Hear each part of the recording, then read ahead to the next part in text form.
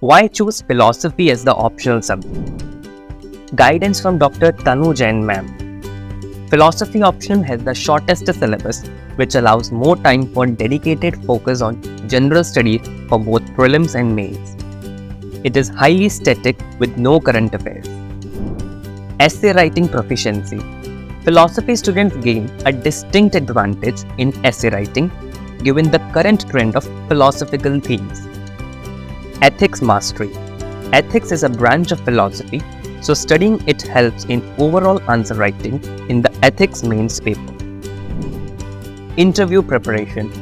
Philosophy plays a pivotal role in individuals' rational and logical development, which helps in gaining edge in interview over others.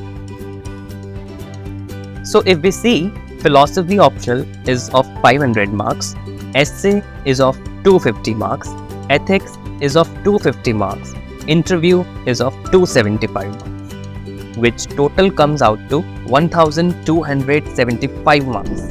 So why there is a second thought in choosing philosophy as an optional? Come and join our philosophy optional batch, which is going to start from 10th of January 2024.